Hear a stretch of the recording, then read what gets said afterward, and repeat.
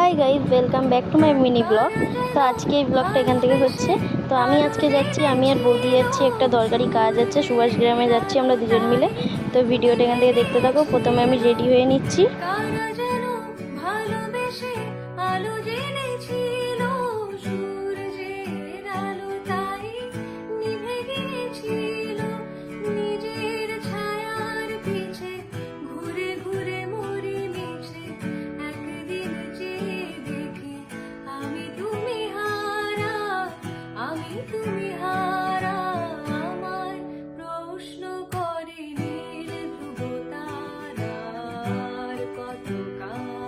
বাইরে যা গরম পড়েছে, এখানে চুলটাকে খোপা করে ছাড়া যাওয়ার উপায় নেই। তো আমি এখানে খোপাটা করে নিয়েছি।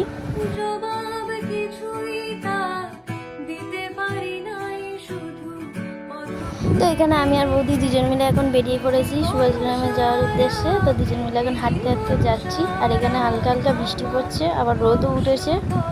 অ্যাকচুয়ালি এখানে বৌদির একটু দরকার ছিল ব্যাংকে, তো আমরা সেখানেই যাচ্ছি। আর আকাশটা দেখতে পাচ্ছ তো, যেমন সুন্দর লাগছে তেমনি রোদও সুন্দর দিচ্ছে। তো ব্যাংকে এসে বৌদির যেই দরকারি কাজটা ছিল সেটা বৌদি ওখানে করছে, আর আমি এখানে বসে আছি। হেঁটে এসে প্রচণ্ড গরম হচ্ছিল, তাই একটু বসেছিলাম।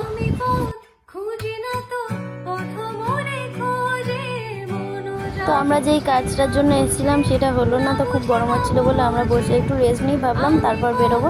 তো এখানে আমরা এখন বেরিয়ে গেছি রাস্তায় হাঁটতে হাঁটতে। যাওয়ার সময় দেখলাম রাস্তায় একটা কাকু এখানে পেয়ারা আর কামরাঙা মাখা নিয়ে বসেছে। তো আমরা এখানে ভাবলাম একটু মাখা খাই।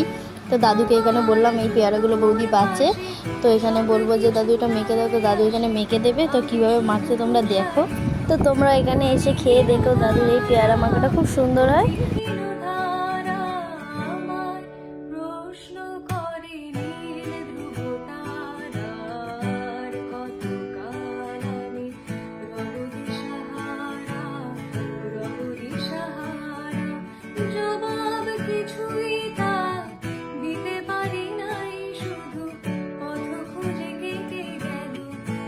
তো এখানে পিয়ারা আর কামরাঙা মাখাটা হয়ে গেছে। তো এখন আমাদের দাদুটা দিয়ে দেবে।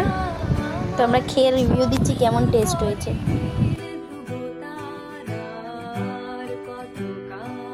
তো তুমি খেয়ে বলো এখানে পেয়ারা মাখাটা কেমন হয়েছে।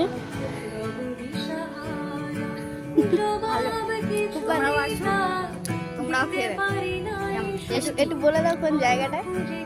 সুভাষগ্রাম থেকে 5 মিনিট হেঁটে, স্টেশন থেকে 5 মিনিট হেঁটে, স্টেশন থেকে 5 মিনিট হেঁটে দেখবেন উনি সবসময় ভ্যান নিয়ে বসে থাকে। ওখানে এসে উনি সবসময় পেয়ারা কামরাঙা সব মাখিয়ে দেয়।